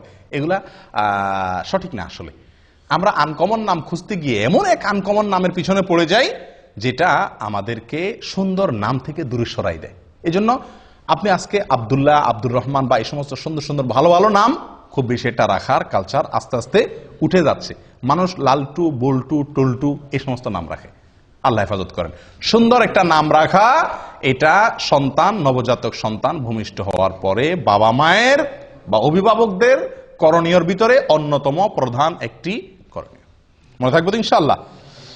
আমাদের দেশের নামের ভিতরে আরো অনেকগুলো সমস্যা আছে। তার ভিতরে একটা হলো যে একজনের 3টা-4টা করে নাম থাকে। একজনের কয়টা করে নাম থাকে? 3টা-4টা করে নাম থাকে। এবং সবগুলো আলাদা আলাদা নাম। সব নামগুলো কি? আলাদা আলাদা নাম। আমি কি বুঝাতে পারছি? যেমন ওমর ফারুক। আচ্ছা, এটা আরেক সমস্যা, সেখানে আমি আসতেছি। তার আগে একটু বলে নিই যে একজনের 3-4টা নাম লাগে। যেমন মোহাম্মদ আলী, মোহাম্মদ আলী, 2টা নাম কিন্তু এখানে। একটা নবীর নাম, নবী সাল্লাল্লাহু আলাইহি সাল্লামের নাম, আর একটা হলো নবী সাল্লাল্লাহু আলাইহি সাল্লামের চাচাতো ভাইয়ের নাম, জামাইয়ের নাম, ঠিক কি না? 2 জনের নাম একজনে দখল করছে, ঠিক কি না? এভাবে আমাদের দেশে যত নাম পাবেন বেশিরভাগ নামগুলো একজনের 3টা-4টা নাম। এটা একটা ভুল কালচার। এটাতে কোনো মানে কোরআন হাদিস অশুদ্ধ হয়ে যাবে, আলোকে অশুদ্ধ হয়ে যাবে, বা এটা কারণে আপনার কোনো গুনাহ হয়ে যাবে এরকম না, কিন্তু এটা মানে সঠিক না। নাম থাকবে কি একটা, নাম থাকবে একটা, সেটা যেটাই হোক। হ্যাঁ, তার সাথে বাবার নাম যুক্ত হতে পারে, তাহলে 2টা হলেও সমস্যা নেই। দাদার নাম যুক্ত হয়ে 3টা হলেও কি নাই, দোষের কিছু নেই। কিন্তু আপনার একারই নাম কি 3টা। এখন তার নাম হলো মোহাম্মদ আলী, তার বাবার নাম হলো আব্দুল গফুর, তাহলে মোহাম্মদ আলী, আব্দুল গফুর, দাদার নাম আরেকটা লোগান, তাহলে 4টা-5টা নাম হয়ে গেল। 3 জনের মিলায় 4-5টা নাম। আর ভাগ্য ভালো এর বাপের নাম আব্দুল গফুর, এর বাপের নাম যদি হইতো কি শরবত আলী, তাহলে তার মধ্যে তো আরো 2টা নাম হইতো, ঠিকই না? তো এগুলো মানে এক ধরনের ভুল। নাম যে কোনো একটা নাম রাখা উচিত। এক্ষেত্রে একটা কালচার আমাদের সমাজে যেভাবেই হোক ঢুকে গেছে শিয়াদের প্রভাবের কারণে। এককালে হয়তো আমাদের দেশের নামগুলো রাখার ক্ষেত্রে শিয়াদের একটা ভূমিকা ছিল, তাদের কাছ থেকে হয়তো দিন শিখছে, আফগান থেকে বা মোগল আমলে শিয়াদের একটা প্রভাব ছিল। আমাদের দেশে বেশিরভাগ নামের সঙ্গে আপনার নামের শেষে আপনারা দেখবেন হয় আলী, নয় হাসান, নয় হোসেন। খেয়াল করছেন আপনারা? এখানে যদি এখন যাচাই করি আমরা, তো আমার মনে হয় শতকরা 30 জন মানুষের নামের শেষে হয় হাসান আছে, নয় হোসেন আছে, আর না হয় আলী আছে, ঠিকই না? ভাই হাসান হোসেন আলী থাকাতে তো সমস্যা নাই। সমস্যা যেখানে সেটা হলো অন্য কোন সাহাবীর নাম তো আর রাখেন না, শুধু এই 3 জনের নাম রাখেন কেন? এটা তো শিয়াদের চিন্তা। শিয়ারা এই 3 জনকে শুধু মুসলমান মনে করে, অন্য সব কাফের সাহাবীদেরকে কি মনে করে? কাফের মনে করে। নাউজুবিল্লাহ। তো আপনি শুধু 3 জনেরটাকে রাখবেন আর কারোরটা রাখবেন না, এটা তো বোঝা যায় যে তাদের যে শত্রুতার কালচার শিয়াদের, সেটা আপনার ভেতরে আছে, আল্লাহ মাফ করে। এটা একটা ভুল। অতএব আপনি যদি মোহাব্বত করে সাহাবীর নামকে রাখতে চান, তো নামের ক্ষেত্রে তো ওই যে আল্লাহর নাম শুরুতে আব্দুল লাগায় রাখা, এটা এই ক্লাসের নাম। 2 নম্বর হলো নবীদের নাম, 3 নম্বর হলো সাহাবীদের নাম। যে কোনো সাহাবীর নাম আপনি কি করেন? রাখেন, সুন্দর। আলী রাখেন, ওমর রাখেন, আবু বকর রাখেন, কোনো অসুবিধা নাই। তো এক্ষেত্রে যে কোনো একটা নাম আমরা রাখি, কিন্তু ওই যে সাথে আরো 2-3টা লেজুর যুক্ত করে দিই, এবং শেষে আলী, হাসান, হোসাইন মনে রাখ, কামরুল হাসান, দেলোয়ার হোসাইন, হ্যাঁ, তারপরে শরবত আলী, আব্দুল আলী। আর অর্থের দিক থেকে অনেক সমস্যাও আছে, অনেক নামের মধ্যে অর্থের দিক থেকে কি আছে, সমস্যাও আছে। যেমন রহমত আলী, রহমত আলী মানে কি? আলীর রহমত, আলীর করুণা। এ তো শিয়ারা আলী রাদিয়াল্লাহু আল্লাহর জায়গা দেয়, এই জন্য আল্লাহর আলীর রহমতে তারা সন্তান পাইছে, দেখে সন্তানের নাম রাখে আলীর রহমতে সন্তান পাইছি। আমরা তো এটা বলতে পারি না। হ্যাঁ, আল্লাহ সুবহানাহু ওয়া তাআলার গুণবাচক নামের ভিতরে একটা হলো আলী। আপনি সেই দৃষ্টিকোণ থেকে রাখলে সেটা ঠিক আছে, কিন্তু মানুষ আসলে বুঝেও না কি রাখে, এটা একটা সমস্যা। আরেকটা সমস্যা হলো যেটা উনি বলছেন, ওমর ফারুক। এখানে ফারুক এটা হলো ওমর রাদিয়াল্লাহু তাআলার একটা কি, একটা উপাধি। এটা শুধু ওনার জন্য খাস। আপনি ওমর ফারুক কোন ইয়ের জন্য আপনার সন্তানের জন্য রাখলে সেটা কি হলো না, এটা খাটলো না। আপনি যদি রাখতে চান ওমর রাদিয়াল্লাহু তাআলাকে মহব্বত করে, তা আপনি ওমর রাখেন, কিন্তু ওনার উপাধি আপনার সন্তানের জন্য আপনি জুড়ে দিবেন, এটা সঠিক না। ঠিক একইভাবে আবু বকর সিদ্দিক নাম বেশিরভাগ মানুষ এভাবে রাখে না, ওসমান গনি, ওসমান গনি এভাবে রাখে। তো এরকম আরো বহু সাহাবী আছেন, আবু আইয়ুব আনসারী, এভাবে যুক্ত করে সাহাবীদের নামের সঙ্গে তাদের যে আলাদা পরিচয় আছে ওইটাও আবার যুক্ত করে। ভাই কারোর পরিচয় কেউ কি করতে পারে না, গ্রহণ করতে পারে না, ওইটাকে আলাদা নাম হিসাবে নেন, ঠিক আছে। আপনি কথার কথা মরহুম শেখ মুজিবকে আপনি খুব মহব্বত করেন, আছে না অনেক লোক যে শেখ মুজিবকে মহব্বত করেন দেখে তার নামে সন্তানের কি করেন, নামকরণ করেন। তো মরহুম শেখ মুজিবকে মহব্বত করে আপনি ছেলের নাম যদি মুজিবুর রহমান রাখেন, আপনারা কেউ বাধা দিবে? কিন্তু আপনি যদি ছেলের নাম রাখেন বঙ্গবন্ধু মুজিবুর রহমান, তাহলে মানুষ আসবে না? এটা তো খাটলো না। বঙ্গবন্ধু তো ওনার টাইটেল, এটা তো আর কারোর জন্য আসবে না, নামটা সবার জন্য আসতে পারে। ঠিক একইভাবে আরো যে সমস্ত রাজনৈতিক নেতা আছেন, অন্যান্যরা আছেন, সব ক্ষেত্রে প্রযোজ্য হবে, ঠিক না ভাই? ঠিক। অতএব এগুলো একটা ভুল। যাই হোক, সুন্দর, অর্থবহ, অর্থের দিক থেকে কোনো খারাপ কিছু নাই এরকম নাম রাখা সবচেয়ে বেস্ট। আল্লাহর নামকে জুড়ে রাখা। 2, নবীদের নাম রাখা। 3, সাহাবীদের নাম রাখা। আফসোসের বিষয়, এই 3 শ্রেণীর কোনোটার ব্যাপারে আগ্রহ নাই। আমাদের কাছে যত মানুষ নাম চাইতে আসে, বেশিরভাগ মানুষ বলে আনকমন নাম দেন, 2 অক্ষরের নাম দেন। ওই যে টালটু বল্টু যেগুলো শুনে নাই কোনোদিন, এরকম নাম চায়, যে নাম কোথাও নাই আশপাশে, এরকম নাম চায়। একটা লোক বড় না, সবচেয়ে সুন্দর অর্থবহ নাম দেন আমাকে। আল্লাহ তাআলা আমাদেরকে তৌফিক দান করেন আমলের। সময়ত ভাইরা, নামের আমল চলে গেল 7 নম্বর। 8 নম্বর আমল আকিকা করা। কি করা? আকিকা করা। শিশুর জন্মের পরে আকিকা, এটি গুরুত্বপূর্ণ একটি আমল। আকিকা সর্বোচ্চ সুন্নত, এর উপরে না। ফরজ ওয়াজিব অবশ্যই না।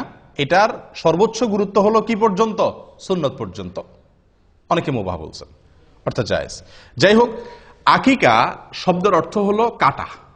আক্কা ইয়াউক্ক শব্দের অর্থ কি? কাটা। তো আকিকারে কাটা কেন বলা হয়? কারণ ওই দিন ছাগল জবা হয়, কাটা হয়। অথবা কেউ কেউ বলছেন যে ওই দিন বাচ্চার চুল কাটা হয়, সেজন্য ওই দিনের জবাইয়ের নামও হয়ে গেছে কি? কাটার জবাই, অর্থাৎ কাটার দিনের জবাই, নামই হয়ে গেছে আকিকা, মানে কাটা। আচ্ছা, আকিকা সম্পর্কে নবী সাল্লাল্লাহু আলাইহি সাল্লাম থেকে অনেক হাদিস পাওয়া যায়, বহু হাদিস পাওয়া যায়। তার সবগুলো তো আমরা বলতে পারবো না।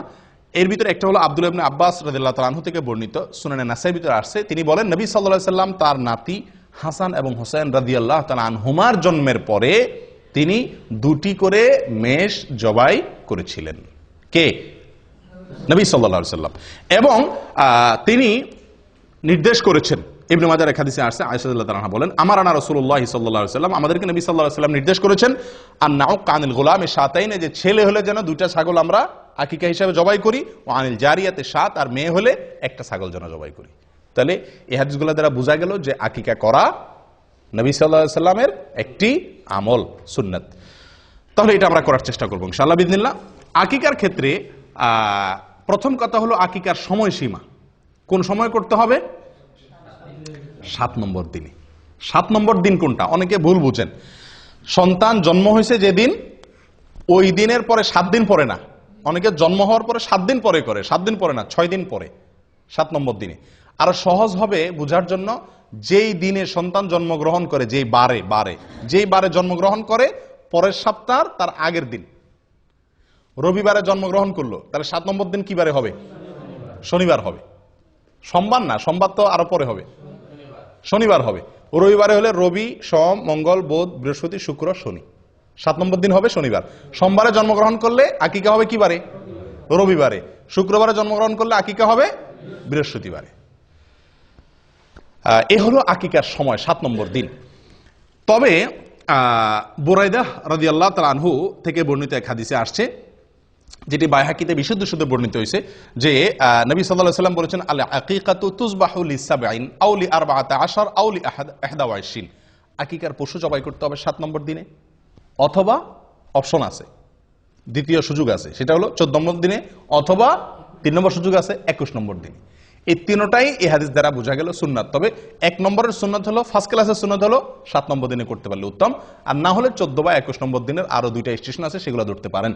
কিন্তু যদি এই 3 দিনের কোনো দিন আপনি করতে না পারেন, তাহলে সুযোগ আছে পরবর্তীতে যে কোনো সময় করার, কিন্তু এই 3 দিনে বা বিশেষ করে 7 নম্বর দিনে করা উত্তম। এখন একটা প্রশ্ন আসে, মেয়েদের জন্য আকিকার পশু জবাই করতে হবে 1টা, ছেলেদের জন্য হলো 2টা। কেন? এটা কিছুটা বৈষম্য মনে হয় না? বিশেষ করে আজকের নারীবাদীর যে জোয়ার চলতেছে, নারীবাদের জোয়ারে তো এটা বড় প্রশ্ন। ছেলে হয়েছে দেখে কি খুশি দেখা ইসলাম 2টা করতে বলছে, মেয়েদের বেলা 1টা কেন? হ্যাঁ, একজন মুসলিমের সবচেয়ে বড় উত্তর হলো এক্ষেত্রে, আমরা নবী সাল্লাল্লাহু আলাইহি সাল্লাম এর অনুসরণ করার জন্য আল্লাহ নির্দেশ করেছেন। উনি বলেছেন, সেটা আমান্না সাল্লাম না, আমরা মেনে নিয়েছি। যুক্তি খুঁজে আমল করা, এটার নাম কি নয়? ইসলাম নয়। যারা যুক্তি ছাড়া আমল করে না, বিশ্বাস করে না, তারা মুসলিম না। তারা কি না? যুক্তি ছাড়া বুঝে না। তার আগে যুক্তি দিতে হবে তারে, প্রত্যেকটা কাজ তারপরে সেই করবে। তাহলে এটারে কি বলে না? ইসলাম গ্রহণ বলে না। পৃথিবীতে যখন মানুষ জাহান্নামে যাবে, তখন সবাই ইমানদার হয়ে যাবে। জাহান্নামে যাওয়ার আগে কি হয়ে যাবে? ইমানদার হয়ে। একটা মজার কথা আছে, রসিকতা করে, ধাঁধা আর কি, যে কোন বেঈমান জাহান্নামে যাবে না, কোন বেঈমান জাহান্নামে যাবে না। মানে কি? কোন কাফের কি যাবে না জাহান্নামে? একটি কাফেরও জাহান্নামে যাবে না। মানে কি? কাফের জাহান্নামে যাবে না মানে? তাহলে কে যাবে জাহান্নামে? জান্নাতে ইমানদার জাহান্নামে যাবে। যখন সে জাহান্নামে যাবে তখন আর কেউ কাফের থাকবে না। থাকবে? সে তো জাহান্নাম দেখার পরে সবকিছু বিশ্বাস করবে না? এই দেখার পরে বুঝার পরে এখন সে বিশ্বাস করলে এটার মূল্য আর নাই। তো এর মানে হলো যে কাফের জাহান্নামে যাবে না। জাহান্নামে যখন যাবে তখন ঈমান আসবে, কিন্তু সেই ঈমানের ভ্যালিডিটি আল্লাহ সুবহানাহু ওয়া তাআলার কাছে আর নাই বা থাকবে না। যাই হোক, তাহলে যেটা বলছিলাম আকিকার ক্ষেত্রে কেন মেয়েদের ক্ষেত্রে একটা, ওই যে নবী সাল্লাল্লাহু আলাইহি ওয়াসাল্লাম বলছেন সেজন্য, আমার কোনো যুক্তি আর প্রয়োজন নাই। কিন্তু এর বাইরে বহু যুক্তি আছে। দেখুন, ইহুদিরা মদিনাতে, ইহুদিদের বসবাস ছিল, তাদের প্রভাব ছিল মদিনার সমাজে। ইহুদিরা মেয়ে হলে কোনো আকিকাই করতো না। আকিকা এটা আগে থেকে চালু ছিল। তারা ছেলে হলে আকিকা করতো, মেয়ে হলে কোনো আকিকা করতো না। কারণ মেয়ে হলে তো সবাই কি এমনি তাদের মেজাজ গরম, জবাই জীবন্ত কবর দিতে পারলে বাঁচে, আবার আকিকা মেয়ে হলে। যাই হোক, এটা মুশরিকদের ভিতরে বেশি ছিল যদিও, কিন্তু ইহুদিরা মেয়ে হলে আকিকা দিত না। নবী সাল্লাল্লাহু আলাইহি ওয়াসাল্লাম একটা দিতে বলেছেন। এর অনেক কারণ আছে, যৌক্তিক কারণ আছে। সবচেয়ে বড় কারণ হলো নবী সাল্লাল্লাহু আলাইহি ওয়াসাল্লামের নির্দেশ। বাস, অনেক উলামা ইকরাম এর একটা কারণ উল্লেখ করেন যে আকিকার ব্যাপারে এক হাদিসে আসছে, আল আকিকাতু আল গুলামু মুরতাহানুন বিআকিকাতিহি, যে কোনো শিশুর জন্মের পরে তার আকিকার বিনিময়ে সে বন্ধক থাকে আল্লাহর কাছে। বন্ধক থাকে। বন্ধক বুঝেন আপনারা? কোন জিনিস কারোর কাছে বন্ধক রাখার মানে কি? টাকা দিয়ে সেই জিনিসটা আমি কি করতে পারবো? ছাড়াতে পারবো। না ছাড়াইলে ততক্ষণ পর্যন্ত ওইটা আমার হবে না। সন্তান বন্ধক থাকে জন্মের পরে, আকিকা দিলে বন্ধক ছুটে। মানে কি? কি বন্ধক থাকে? এর ব্যাখ্যা কি? এর ব্যাখ্যা সম্পর্কে অনেক কথাই আছে, মুহাদ্দিসিন ইকরাম বলেছেন। হাদিসে স্পষ্ট কিছু বলা হয় না। কেউ কেউ বলেছেন এর মানে হলো এই শিশু কিয়ামতের দিন তার বাবার জন্য সুপারিশ করবে না যদি বাপে আকিকা না করে। আকিকা করলো, বন্ধক ছুটে গেছে, এবার সুপারিশ করবে। কেউ কেউ বলেছেন এর মানে হলো আল্লাহ তাআলা একে শয়তান থেকে সুরক্ষিত করা, দুনিয়াতে বিপদ আপদ থেকে রক্ষা করা, এই জিনিসগুলো মানে লক থাকে। আকিকা করলো, লক খুলে গেল। কথা বুঝে আসছে? তো ছেলেদের জীবনে নিরাপত্তার ঝুঁকি সবচাইতে বেশি মেয়েদের তুলনাতে, এবং ডাক্তাররা বলেন যে পুরুষদের শরীরে রোগ প্রতিরোধ ক্ষমতা মেয়েদের তুলনাতে কম থাকে, আর মেয়েদের শরীরে রোগ প্রতিরোধ ক্ষমতা একটু বেশি থাকে। আল্লাহ সৃষ্টি করছেন এভাবে। এই জন্য ডোজ, আকিকায় যদি আমি ডোজ হিসাবে নেই তার নিরাপত্তার জন্য, তার সুস্থতার জন্য, তাহলে এক্ষেত্রে ছেলের জন্য ডবল ডোজ, কারণ তার শরীরের ভিতর রোগ প্রতিরোধ ক্ষমতা কম। আর মেয়ের জন্য সিঙ্গেল ডোজ, কারণ তার শরীরে রোগ প্রতিরোধ ক্ষমতা বেশি। শুধু তাই নয়, মেয়ে এবং ছেলে এদের উভয়ের মধ্যে আমরা যদি দেখি জীবনের রিস্ক কার বেশি? ছেলেদের বেশি। রাস্তায় যাইতে হয়, গাড়িতে যাইতে হয়, অ্যাক্সিডেন্টের সম্ভাবনা থাকে, বিপদ আপদের সম্ভাবনা মেয়েদের থেকে ছেলেদের মধ্যে বেশি থাকে। অ্যাক্সিডেন্টে, একটা অ্যাক্সিডেন্টে যদি 10টা মানুষ মারা যায়, বেশিরভাগ ছেলেই মারা যায়, তাই না? তো তাদের জন্য নিরাপত্তা রক্ষার এই টিকা বা ডোজ ডবল আল্লাহ তাআলা রাখছেন। এটা একটা যুক্তি, কিন্তু এটা সঠিক হওয়া কোনো জরুরি না। এরকম অনেক যুক্তি দেওয়া যেতে পারে। সবচেয়ে বড় যুক্তি হলো আল্লাহ এবং তার রাসূলের নির্দেশ। বাস, মেয়ে হলে একটা, ছেলে হলে দুইটা। তবে এক হাদিসে আসছে ছেলেদের জন্য দুইটা যে ছাগল আপনি জবাই করবেন, সে দুইটা কি হইতে হবে? সমান সমান হওয়া উচিত। না হলে হয়ে যাবে, কিন্তু উচিত হলো সমান সমান হওয়া, কাছাকাছি হওয়া। মানে দেখতে একেবারে একটা আসমান আর জমিন যেন তফাৎ না হয়ে যায়। আমরা অনেকেই একটা গরু দেই, একটা ছাগল দেই, তাই না? তারা এই হাদিসের খেলাফ আমল হয়ে যায়। আপনি মনে করেন যে বিশাল বড় গরু দিলাম, সওয়াবটা বেশি হয়ে গেলেন, নামটা বেশি পাইছেন, গোশত বেশি পাইছেন, মানুষ বেশি খাওয়াইছেন, বাহবা বেশি পাইছেন, ঠিক আছে, কিন্তু সুন্নতের উপরে আমল আপনার হলো না। কারণ হাদিসে একেবারে সুস্পষ্টভাবে বলা আছে যে আকিকার পশু যেন কি হয়? দুইটা কাছাকাছি হয়, দেখতে যেন খুব বেশি বেশ কম না হয়। আকিকা কোন পশু দিয়ে দিবেন, এটা একটা বড় প্রশ্ন। এবং কোরবানির সাথে আকিকা মিশানো, এটা আরেকটা বড় প্রশ্ন। দেখুন ভাই, কোরবানির সাথে আকিকা মিলায়া একসাথে দেওয়া যাবে কিনা, একই গরুতে কোরবানি আকিকা মিক্স করে দেওয়া যাবে কিনা, আমাদের দেশের অনেক ওলামা ইকরাম বা বেশিরভাগ ওলামা ইকরাম যাবে বলেন। অথচ হানাফি মাযহাবের একজন প্রসিদ্ধ আলেম, পাকিস্তানের মুফতি রশিদ আহমদ রাহিমাহুল্লাহ, উনি আহসান ফতোয়া, একটা বিরাট বড় ফতোয়ার কিতাব লিখেছেন। এই ফতোয়ার কিতাবে এবং অন্যান্য জায়গাতে তিনি এটার খুব ঘোরতর বিরোধিতা করেছেন, যেটা জায়েজ নাই। খোদ হানাফি মাযহাবের ওলামা ইকরামেরই, আমাদের হানাফি মাযহাবের ওলামা ইকরাম অনেকে বিরোধিতা করেন, এবং এটাকে মোটের উপরে আমরা অ্যানালাইসিস করলে দেখি এই কাজটি সতর্কতামূলক হলো। নবী সাল্লাল্লাহু আলাইহি ওয়াসাল্লাম যেভাবে করছেন ডাইরেক্ট সেভাবে করতে পারা। সেটা কি? ছাগল দেওয়া। ছাগল দেওয়া, কোরবানি গরুর ভিতরে কি না আকিকা মিক্স না করা। কোন কোন দিক থেকে কোরবানির সাথে আকিকার মিল থাকলেও অনেক দিক থেকেই মিল নাই। কোরবানির সময় আকিকার সময় এক না, অনেক দিক থেকে বেশ কম আছে, অনেক দিক থেকে মিল আছে। যাই হোক, তো এই জন্য আকিকা কোরবানির সাথে না মিশাইয়া আলাদা দেওয়া উচিত। এটা একটা বিষয় গেল। আরেকটা বিষয় হলো যে এক গরুতে কোরবানি দিলে আপনি কয়জনের পক্ষ থেকে চলে? 7 জনের, কিন্তু আকিকা দিলে এক, ছেলে হলে একটা। কিন্তু সেক্ষেত্রেও ওই যে দুইটা পাশাপাশি রাসূল সাল্লাল্লাহু আলাইহি ওয়াসাল্লাম কাছাকাছি বয়সে বলতে বলছেন, তাহলে সেক্ষেত্রে 2 গরু তো আকিকা মানুষ দেয় না, হয় একটা দেয় গরু, ওইটা দিয়ে 2 ছেলে হলে এক গরুতে সেরে ফেলে, অথবা এক গরুর সাথে বড় ধরে একটা ছাগল দেয়। অনেকে তো গরুতে অংশ দেয়, তো এই অংশ দেওয়া না দেওয়া উচিত, ডাইরেক্ট গরু বা ছাগল দেওয়া উচিত। দেখুন ভাই, আকিকার 3টা শ্রেণী আমি বলি। এক হলো আপনি গরুতে 2 নাম দিলেন, এটা হাদিসের থেকে অনেক দূরে হয়ে যায়। এটা সম্পূর্ণ যুক্তি নির্ভর হয়, দলিলের সরাসরি দলিলের সাথে মিলে না। নাম্বার 2, 2টা ছাগল দেওয়া বা 2টা ভেড়া দেওয়া সরাসরি, এটা নবী সাল্লাল্লাহু আলাইহি ওয়াসাল্লাম আমার সাথে মিলে, এটা হলো এই ক্লাসের। আরেকটা হলো যে একটা গরু দিলেন, একটা ছাগল দিলেন, এটা কোন রকমের চলে, বুঝে আসছে কথা? কিন্তু সবচেয়ে উত্তম হলো 2টা ছাগল দেওয়া। আকিকা যদি কেউ দিতে না পারে, সমস্যা আছে? কোনো বিশেষ কোনো অসুবিধা নাই, হারাম না, কারণ এটা ফরজও নয়, ওয়াজিবও নয়। কিন্তু বিনা কারণে আকিকা কি করা উচিত না? ছাড়া উচিত না। আমাদের সমাজে অনেক লোক আকিকা দেয় না, অথবা বাপ হইছেন, ছেলের বাপ হইছেন, একটা ছাগল বলে যে একটা ছাগলের টাকা আছে আমার কাছে, সমস্যা আছে? সমস্যা নাই, আপনার যদি সামর্থ্য না থাকলে একটা দিবেন। কিন্তু আমাদের দেশে মানুষের জন্য আমি বলি যে একটা দিলে চলবে না ছেলের বাপ হইলে। কেন? কারণ ছেলের বাপে যদি বলে যে আমার সামর্থ্য নাই, আমার তার সাথে কথা আছে। কেমনে সামর্থ্য নাই আপনার? আপনার সামর্থ্য নাই কেমনে আমার বুঝাই দেন। একজন বাপ সন্তান জন্মের পরে কমের পক্ষে 10 কেজি মিষ্টি কিনা লাগে আমাদের দেশে, লাগে কি লাগে না? হাসপাতালের ডাক্তার, আয়া, দারোয়ান, বাড়ি, শ্বশুর বাড়ি, বন্ধু বান্ধব, আশপাশের প্রতিবেশী দিতে দিতে মিনিমাম 10 কেজি লাগে, আপনার মিষ্টি লাগে। ঢাকা শহরে যদি আপনি মিষ্টি কিনতে যান, 400 টাকা মিষ্টির কেজি। 10 কেজি মিষ্টির দাম কত হয়? 4000 টাকা। 4000 টাকা মোটামুটি একটা ছাগল পাওয়া যাবে কি যাবে না? তো আপনি যদি বলেন যে একটা ছাগলের টাকা আছে আমার কাছে, আমি বলবো আরেকটা ছাগলের টাকা আমি বাইর করে দিচ্ছি। আপনার মিষ্টি খাওয়াইতে বলছে কি? এটা আরেক ভুল।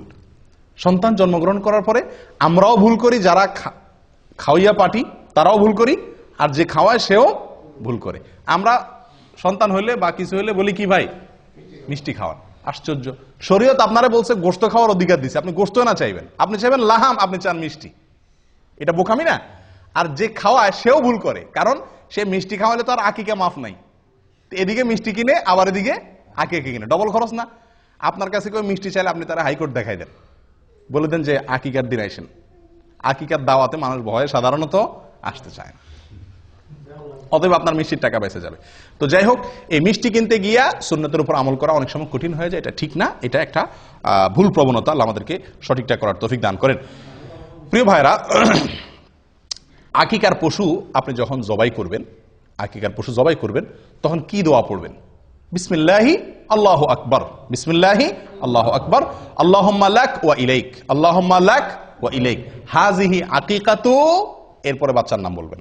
হাজি আকিকাতো ফুলান ইবনে ফুলান, হাজি আকিকাতো আব্দুল্লাহ ইবনে অমুক, হাজি আকিকাতো অমুক ইবনে অমুক। বাংলাও বলতে পারেন বিসমিল্লাহ আল্লাহু আকবার, আল্লাহ এটা আপনার উদ্দেশ্যে করছি, আপনার জন্য, এবং আপনার দিকে এটা প্রত্যাবর্তিত, এই পশু যেটা জবাই করতেছি, এবং এই পশুটা আমার অমুক ছেলের অমুকের ছেলে অমুকের পক্ষ থেকে এটা কি দিলাম, আকিকা করলাম। দোয়া না পড়লেও আকিকা হয়ে যাবে, কিন্তু পড়া সুন্নাত। এটা নবী সাল্লাল্লাহু আলাইহি ওয়াসাল্লামের আমল, যেহেতু বাইহাকিতে বর্ণিত হয়েছে, অতএব এটা আমল করা ভালো। আকিকার গোশত বাপ মা খাইতে পারবে কি পারবে না? পারবে। আমাদের দেশে অনেক বাপ মা খায় না, আকিকার গোশত বাপ মা খাইতে পারবে না। বাপ মা তো আরো বেশি করে খাবে, এত কষ্ট করে সন্তান জন্ম দিছে, তোমরা সবাই মিলে খাইবা, বেচারা কষ্ট না করে তোমরা খাইবা, বেচারা এত কষ্ট করে সন্তান জন্ম দিছে, তো আরো বেশি খাবে, ঠিক না? অনেকে খায় না, এটা ভুল প্রবণতা। অনেকের মধ্যে একটা প্রবণতা আছে, খুব বাজে প্রবণতা, এটা খুব কম জায়গায় আছে যদিও, জাহেলি যুগে ছিল, এত মারাত্মক না, জাহেলি যুগের চাইতে আরো বেশি জাহেলি যুগ। সেটা হলো যে আকিকার পশুর রক্ত কোন কোন এলাকাতে শিশুরে খাওয়ায়, বলে যে রোগ বালাই ভালো হবে। মূর্খতা কোথায় চলে গেছে? আল্লাহ সুবহানাহু ওয়া তাআলা কোরআনে স্পষ্ট বলেছেন, হুররিমাত আলাইকুমুল মাইতাতু ওয়াদ-দামু, আল্লাহ তাআলা রক্তকে হারাম করেছেন। তাহলে সেখানে শিশুরে আপনি খাওয়াচ্ছেন, এবং রক্তের ভিতরে এই যে প্রবাহমান রক্ত, যেটা রক্ত থেকে বের হয়ে আসে, এটা মানুষের শরীরের জন্য বিষের মতো ক্ষতিকর, ভয়াবহ ক্ষতিকর জিনিস। কেন আল্লাহ তাআলা জবাই করে রক্ত বের করে দিতে বলছেন? ডাক্তাররা বলেন, চিকিৎসা বিজ্ঞানীরা বলেন, কারণ কোন পশু যদি জবাই করা ছাড়া এমনি মাইরা খান আপনি, এই রক্ত এগুলা তো বের হলো না, এই গোশত স্বাস্থ্যের জন্য ভয়াবহ রকমের ক্ষতি করে। এই জন্য তো জবাই নির্দেশ করছে শরীয়ত, যাতে রক্তগুলো বের হয়ে যায়। আর সে রক্ত নিয়ে কারা খাওয়াচ্ছে? শিশুরে খাওয়াচ্ছে। আমি কোরবানির সময় বহু দেখছি যে কোরবানি জবাই করার সময় ওই কাপ নিয়ে এসে ধরে রাখে, রক্ত ধরে নেয়, এবার শিশুরে খাওয়ায়। এই মূর্খতা আমি নিজের চোখে দেখেছি বহুত। আল্লাহ তাআলা আমাদেরকে হেদায়েত দান করেন। জবাই 7 নম্বর দিনে করা সুন্নাত। অনুষ্ঠান বা গোশত খাওয়া আপনি অন্য কোনো দিন করতে পারেন। দেখা যাচ্ছে যে শুক্রবার ছাড়া অনুষ্ঠান করা হয় না, তো অনুষ্ঠানটা আপনি অন্যদিন করেন, কিন্তু জবাইটা কোন দিন করতে হবে? 7 নম্বর দিনে করতে হবে। আকিকার এক জায়গাতে আপনি প্রবাসে আছেন, দেশে বাচ্চা হয়েছে, তো এখানে আপনি কি দিতে পারেন? আকিকা দিতে পারবেন। আবার বাচ্চা হাসপাতালে আছে, 7 নম্বর দিন এসে গেছে, আকিকা আপনি বাসায় দিতে পারেন। বাচ্চা নানা বাড়ি আছে, আকিকা দাদার বাড়ি দিতে পারেন, কোনো অসুবিধা নাই। বাচ্চা কোথাও আছে এটা দেখার দরকার নাই, যে কোনো জায়গায় দিলেই হলো। 2টা ছাগল দিবেন, ছেলে হয়েছে, দেশে একটা দিলেন, এখানে আরেকটা দিলেন, অসুবিধা নেই, চলবে। আমাদেরও খাওয়ার ব্যবস্থা রাখলেন, শুধু দেশেই সব খাওয়াইলেন না। আকিকার অনুষ্ঠান শেষ, আকিকার ঘরে শেষ কথা, আকিকার অনুষ্ঠান। কি অনুষ্ঠান রে ভাই? আকিকার অনুষ্ঠান। আকিকার অনুষ্ঠান আমাদের দেশে এটা একটা জুলুমের অনুষ্ঠান হয়ে গেছে। আকিকার অনুষ্ঠান করাতে দোষের কিছু না, কিন্তু আকিকার অনুষ্ঠানে যে চাঁদাবাজি হয়, এটা অত্যন্ত নিকৃষ্টতম একটা কাজ। আপনি বলবেন মানুষ খুশি হয়ে দেয়, আমি বলবো না। খুশি হয়ে 100 জন অতিথি থাকলে তার ভিতরে 20 জন হয়তো মন থেকে খুশি হয়ে দিচ্ছে, বা 30 জন দিচ্ছে, বা 50 জন দিচ্ছে। একটি লোকও যদি নাখোশ হয়ে আপনার সিস্টেমের কারণে দিতে বাধ্য হয়, লজ্জায় পড়ে দেয়, তাহলে আপনি তার গুনাহগার। এই উপহারটা আপনার জন্য হারাম হয়ে গেল। নবী সাল্লাল্লাহু আলাইহি ওয়াসাল্লাম বলেছেন, লা ইয়াহিল্লু মালু ইমরিইন মুসলিমিন ইল্লা বিতিবি নাফসিহি। কোন মুসলমানের মাল তার সন্তুষ্ট চিত্তে না হলে, মন থেকে সে খুশি হয়ে না দিলে, বাধ্য হয়ে দিলে, এটা জায়েজ নেই, হারাম। এটা হলো চাঁদা। এটা হলো কি? চাঁদা। আমি বলি মাস্তানরা যে চাঁদাবাজি করে আমাদের দেশে, মাস্তানরা যে চাঁদাবাজি করে, ওইটা আর এই বিয়ের উপহার আর আকিকার উপহার, এই 2 চাঁদা, এটারও আমি চাঁদাবাজি বলি। এই চাঁদা আর মাস্তানের চাঁদা, এই দুইটার ভিতরে পার্থক্য একটা, মূল জিনিস একই। পার্থক্য কি? পার্থক্য হলো মাস্তানে চাঁদাবাজি করার সময় কিছু খাওয়াইটা হয় না, ডাইরেক্ট চাঁদাটা নিয়ে নেয়। আর আকিকার অনুষ্ঠান, বিয়ের অনুষ্ঠানে এক থাল খাওয়াইয়া চাঁদাটা নেন। এই হলো 2 চাঁদার ভিতরে পার্থক্য। কিন্তু বেশিরভাগ লোক না হইলেও, কিছু লোক হইলেও নাখোশ হয়ে যায়। বিশেষ করে এই অনুষ্ঠানগুলোতে একান্ত কাছের বাচ্চার, খুব কাছের লোক, ফুফু ভাই, এরা হয়তো একটা চেইন দিল, একটা আংটি দিল, বা একটা কিছু দিল, নগদ টাকা দিল, অসুবিধা নেই। কিন্তু অন্যান্য অনেক লোক আছে যারা আকিকার অনুষ্ঠানে খালি হাতে যাইতে পারে না। এই দেশে এই কালচারটা নেই। আমাদের মোহাম্মদ আলী গত শুক্রবারে আকিকার এক দাওয়াত পাইছে, তো আমারে বলে শেখ এরাবিয়ানদের দাওয়াত, তো আমারে বলে শেখ কি নিয়ে যাবো? আমি বললাম যে এখানে তো নেওয়ার সিস্টেম নাই, নিলে তুমি বেকুব হইবা, সবার সামনে শরম পাইতে হবে, কেউ নিবে না, তুমি একলা নিবা। সে আমার কথা শুনে নাই, না শুনে ওই সাবিল থেকে বাচ্চার জন্য গিফট কিনে নিয়ে গেছে। বুদ্ধিমানের কাম করছে, গায়েত রাখছে আগে, নিয়ে আগে বেজ্জত হয় না, যায় দেখে কেউ কিছু আনে নাই, তখন সে একলা নিলে বেকুব হবে না, আর আনে নাই। তো এই দেশে এই সিস্টেমটা নেই। দাওয়াত দিচ্ছেন, খেয়ে চলে যাবে। আপনি দাওয়াত দিয়া টেবিল আর চেয়ার নিয়ে বসা, আমি বলি আকিকা বিয়ের অনুষ্ঠানে যে গেটে টেবিল চেয়ার নিয়ে বসে না, এটা এক তো মাস্তানের চাঁদাবাজির সাথে মিল আছে, আর হলো ভিক্ষুকের ভিক্ষার সাথে মিল আছে। পার্থক্য হলো এতটুকু, ভিক্ষুকে ভাঙা থাল নিয়ে ভিক্ষা করে, আর আপনি টেবিল আর চেয়ার নিয়ে ভিক্ষা করেন, এই হলো পার্থক্য। ভিক্ষুক ভিক্ষার সময় ভাঙা থাল নিয়ে বসে, আপনি টেবিল আর চেয়ার নিয়ে বসলেন। নিকৃষ্ট একটা কালচার হয়ে গেছে আমাদের দেশে এগুলা, বাধ্য হয়ে মানুষ, এটা সিস্টেম হয়ে গেছে। কেউ যদি বাচ্চাকে খুশি হয়ে কিছু দিতে চায়, ওপেন, আগে পরে কত সময় সে দিতে পারে। এই সময়টাতে আমি গেটে খাতা কলম নিয়ে বসা মানে কি, তুমি না দিয়া ঢুকলে চিহ্নিত হয়ে যাবা, কি দিছো সেটা আবার লেখা হবে।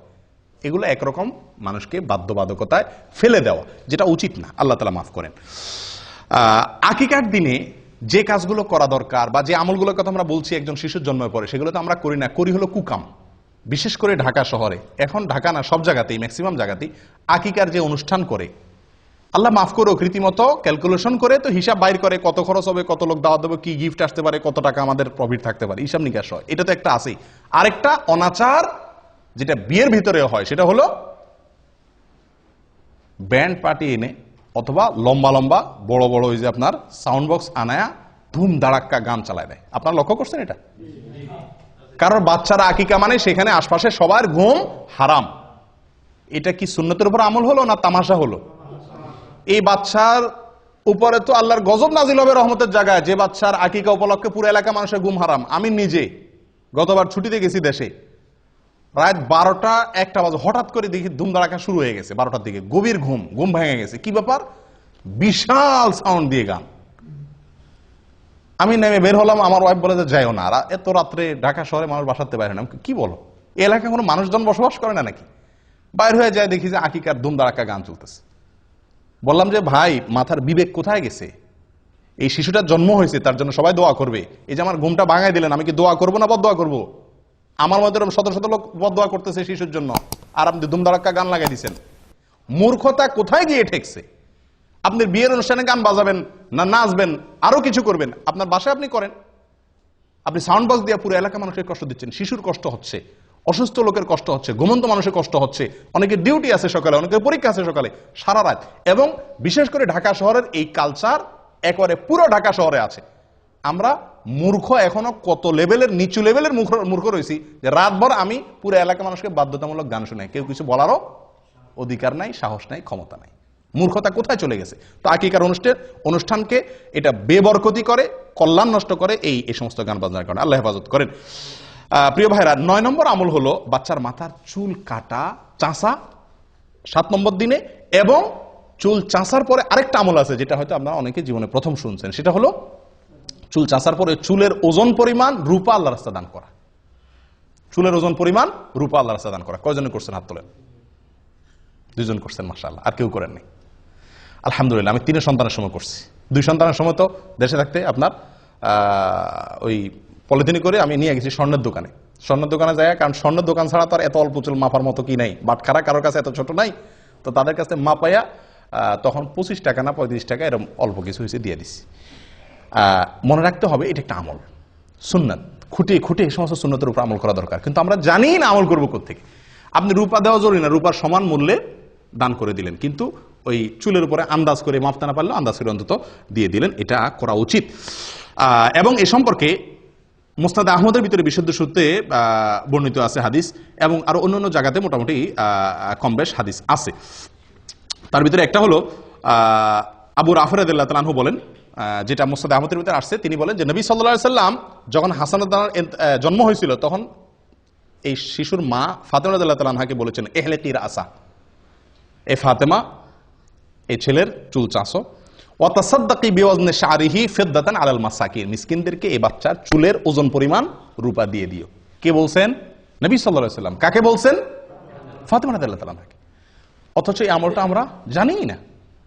এটা করার চেষ্টা করবেন তো ইনশাআল্লাহ, আল্লাহ তাআলা তৌফিক দান করুন। 10 নম্বর আমল হলো, এটা আরো বিদায় হয়ে গেছে, এটা আমি নিজেও জানতাম না, এবং আমার 3 সন্তান কোনোটার সময় করি নাই। সেটা হলো যে সন্তান জন্মের পরে জাফরানের কালার দিয়ে টাকের মধ্যে একটু লাগাই দেওয়া, মাথা কালার করা, হালকা একটু আনন্দের অংশ হিসাবে। এগুলো কোনো জরুরি আমল না, কিন্তু হাদিসে বর্ণিত আছে। হাদিসটা শুনেন, আয়েশা রাদিয়াল্লাহু তাআলা আনহা বর্ণনা করছেন, এবং এটি সহিহ ইবনে হিব্বানের ভিতরে আছে, এটাও সহিহ সূত্রে বর্ণিত। তিনি বলেন, জাহেলি যুগের মানুষ, জাহেলিয়াতের যুগের মানুষ আকিকার পশুর রক্ত নিয়ে বাচ্চার মাথা চুল চাচার পরে ওটাতে কি করতো? মাখায় দিত। তো রক্ত নাপাক, হারাম জিনিস, এটা দিয়ে বাচ্চার শরীর মাখাবে, এটা তো ভালো জিনিস না করো। নবী সাল্লাল্লাহু আলাইহি ওয়াসাল্লাম তখন নির্দেশ করলেন সাহাবীদেরকে, ইজআলু মাকানাদ দামি খালুকান, তোমরা রক্ত না মাখায়া রং মাখাও। জাফরানের রং হলে সবচেয়ে উত্তম বা বেস্ট। এটা কোনো জরুরি কোনো আমল না, করতে পারলে করলেন, না করতে পারলে নাই। এবং একইভাবে সুনানে আবু দাউদের ভিতরেও এই বিষয়ে হাদিস বর্ণিত আছে, বুরায়দা রাদিয়াল্লাহু তাআলা আনহু থেকে একই জিনিস প্রমাণিত হয়। তাহলে 10 নম্বর আমল হলো মাথায় রং দেওয়া, এবং সেটা চুল চাঁচাটা ছেলে হোক মেয়ে হোক সবার জন্য 7 নম্বর দিনে হলে উত্তম এবং সুন্নাত। 11 নম্বর শেষ আমল, 13টা বলছিলাম না, 13টা না 11টা ভুল বলছি। 11 নম্বর শেষ আমল হলো খাতনা করা। কি করা ভাই? খাতনা মানে মুসলমানি করা। এবং এই মুসলমানিটা 7 নম্বর দিন করা উত্তম। কবে করা উত্তম? 7 নম্বর দিনে। চিন্তা করেন, এত ছোট বাচ্চারা কেমনি মুসলমানি করাবে? ছোট থাকতেই মুসলমানি করাতে সুবিধা, ছোট থাকতেই মুসলমানি করতে সুবিধা। আমার ছোট ছেলেটাকে এখানে মুসলমান করছি 7 নম্বর দিনে। মুসলমানি করে ডাক্তার নার্স আইনে আমার কোলে দিল, 1 ফোঁটাও কাঁদে নেই বাচ্চা। পরে একটু হালকা করে কাঁদছে, এবং কয়েকদিন ভিতরে শুকায় গেছে, আমরা টেরই পাইনি। কিন্তু বড় ছেলেটাকে মুসলমানি করাইছি, বড় হওয়ার পরে ওইটা মুসলমানি করার সময় মনে হয় হাসপাতাল মনে ভেঙে ফেলবি অবস্থা করে ফেলছে। আর গ্রাম দেশে যদি মুসলমানি করানো হয়, হায় রে হায়, ওরে দৌড়ায় ধরতে তো 3 জন লাগে। বেচারারে দৌড়াইয়া ধরে আনলেন, এরপরে হাত বাঁধরে, পাও বাঁধরে, একজনের পাও ধরো, একজনের হাত ধরো, একজনের চোখ বাঁধো, এরপরে ছেলের কান্দা, এরপরে ছেলের মার কান্দা, ছেলের বাপের কান্দা, পুরো এলাকা গরম হয়ে যায়, তাই না? কারণ ওই সময় আসলেও কষ্ট হয়। যত বড় হয় তত মুসলমানি করা কষ্ট হয়, যত ছোট থাকতে মুসলমানি করাবেন তত সহজ। 7 নম্বর দিনে করতে পারলে সবচেয়ে ভালো। হাসপাতালে নিয়ে যান, ডাক্তারদের বলেন করে দিবি, একেবারে টেরি পাবে না, সবচেয়ে সহজ। যাই হোক, এটা 7 নম্বর দিনে করতে হবে এমন কোনো জরুরি না, কিন্তু এটা খুব গুরুত্বপূর্ণ। এই যতগুলো আমল বললাম 11টা, এর ভিতরে সবচাইতে জরুরি আমল হলো এই শেষেরটা, খাতনা করা। এটাকে সুনানুল ফিতরা বলা হয়েছে। এমনকি এই খাতনা মেয়েদেরও করাইতে হয় যদি প্রয়োজন হয়। এই খাতনা হলো লজ্জাস্থানের সামনে যে অতিরিক্ত অংশ চামড়া দলা হয়ে থাকে, এর পেঁচে পেঁচে পেশাব থাকে, নাপাক থাকে, পরে এগুলো অ্যালার্জি হয়, স্বাস্থ্যের জন্য ক্ষতি হয়, নাপাকও থাকে, অনেক সমস্যা হয়, এটাকে কেটে ফেলে দিতে হয়। তো আমাদের দেশে সাধারণত মেয়েদের শারীরিক গঠন সেরকম না, যার কারণে আমাদের দেশে এটা প্রয়োজন হয় না, কিন্তু অনেক দেশে প্রয়োজন হয়। শারীরিক গঠনের কারণে খাতনা বাচ্চাদেরও, মেয়েদের ক্ষেত্রেও করতে হয়, কিন্তু ছেলে মেয়ে সকলের জন্য এটা বিধিবদ্ধ। তাহলে মোট 11টা আমল আমরা জানলাম। কার জন্য এগুলা? একটা শিশুর জন্মের পরে তার অভিভাবকদের বা আমাদের অন্যদের করণীয় 11টা আমল আমরা বলেই তো বাই সিরিয়াল। 1, প্রথম আমল কি? সহবাসের সময় দোয়া করা, শয়তানের আশ্রয় চেয়ে নেওয়া। নাম্বার 2, ভূমিষ্ঠ হওয়ার পরে আল্লাহর আশ্রয় চাওয়া এবং বদনজর থেকে বাঁচার জন্য দোয়া করা। এটা কোনো নির্দিষ্ট সময় ঠিক করা নাই। 2, 3 নম্বর, সন্তান কোনো বাচ্চার জন্মগ্রহণের সংবাদ শোনার পরে ছেলে মেয়ে হয়েছে, কোনটা হয়েছে এটা না জিজ্ঞেস করে আগে আলহামদুলিল্লাহ রাব্বুল আলামিন বলে আল্লাহ শুকরিয়া আদায় করা। 4 নম্বর আমল বলেন, আপনারা কি শুনছেন? আকিকা বহুত পরে আজান দেওয়া, বাচ্চার কানে আজান দেওয়া 4 নম্বর। 5 নম্বর হলো তাহনিক করা, তাহনিক, খেজুরের রস তার মুখে দেওয়া 5 নম্বর। 6 নম্বর আমল বলেন।